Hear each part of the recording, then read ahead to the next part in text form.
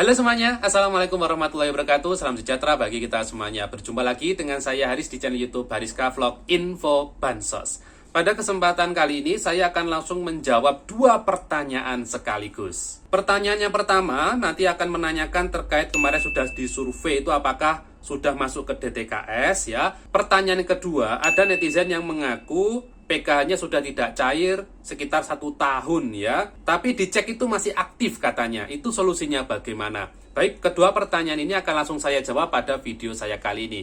Bagi Anda yang ingin mengetahui bagaimana jawabannya, silakan Anda simak. Dan tak lupa silakan di-subscribe dulu channel YouTube Hariska Vlog ini agar nanti bisa terus berkembang dan memberikan informasi seputar bansos kepada Anda semua.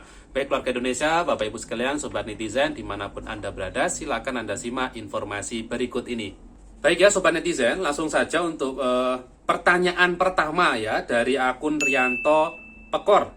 Di mana Rianto ini menanyakan, Mas, bila warga yang sudah disurvei dan dipoto rumahnya, apakah sudah warga tersebut sudah masuk DTKS? Ini sudahnya ada berapa kali nih ya? Intinya apakah warga tersebut sudah masuk DTKS begitu ya? Baik terkait survei yang dilakukan atau survei asesmen kemiskinan ya yang dilakukan kemarin bulan September Oktober ya.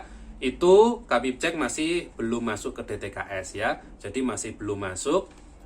Artinya kemarin yang disurvei itu adalah survei agar dia masuk ke DTKS, khususnya bagi yang lolos survei. Kemarin apakah ada yang tidak lolos survei? Jelas ada ya. Jadi di survei ada yang tidak layak atau tidak memenuhi syarat kriteria kemiskinan, ya tidak lolos masuk ke DTKS. Lalu mungkin ada yang bertanya, kalau sudah masuk ke DTKS ya, lolos ke DTKS, apakah langsung otomatis mendapat bantuan gitu ya? Tidak otomatis ya, jadi tidak langsung dapat bantuan. Enggak. Yang penting, nama Anda yang kemarin disurvei itu sudah masuk dulu ke DTKS-nya ya. Apabila nanti ada penambahan kuota untuk PKH dan juga BPNT, nah baru datanya itu diambil dari DTKS ya. Jadi tidak diambil dari data yang lain. Data resminya ya DTKS ini.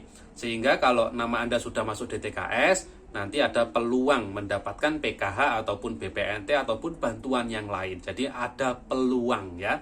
Jadi jawabannya belum masuk DTKS ya yang kemarin disurvei, karena kami juga tadi barusan coba cek-cek ya di sampling, ternyata masih belum muncul di sana.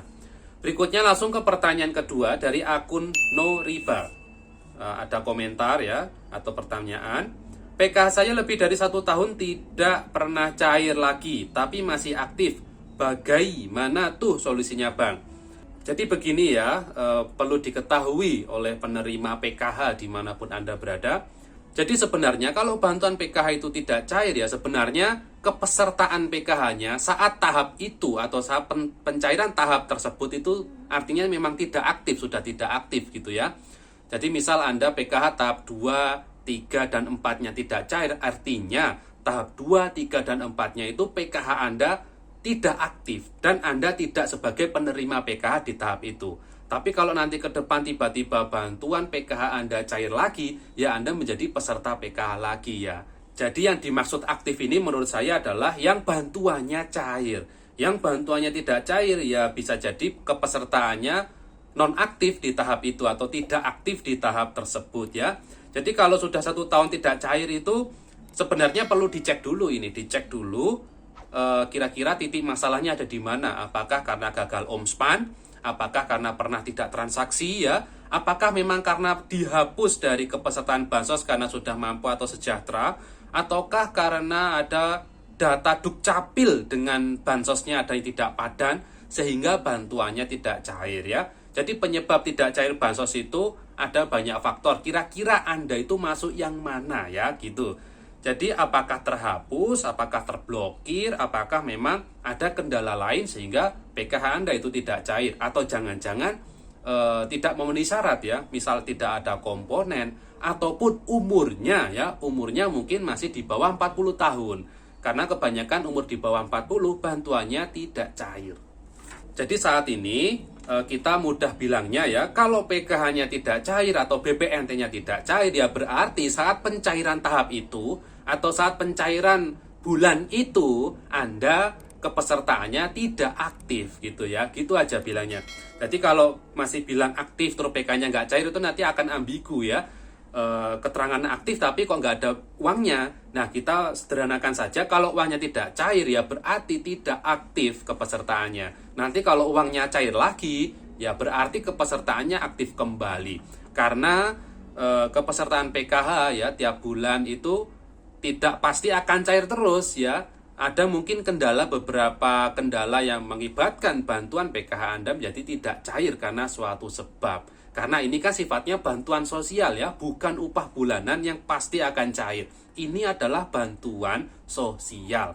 Bantuan sosial cair tidaknya ya berdasarkan keputusan dari pemberi bantuan. Nah, tadi itu ya Sobat Netizen, terkait 2 pertanyaan sudah saya jawab sekaligus pada kesempatan kali ini ya. Semoga jawabannya bisa difahami dan bisa dimengerti. Apabila Anda memperoleh informasi yang bermanfaat ya, jangan lupa tinggalkan jejak dengan diklik jempolnya, diklik subscribe bagi yang belum, dan juga dibantu juga untuk dibagikan video ini di media sosial Anda semua. Terima kasih sudah menyimak channel YouTube Hariska Vlog. Mohon maaf kalau ada kesalahan kata dan ucap, dan wassalamualaikum warahmatullahi wabarakatuh.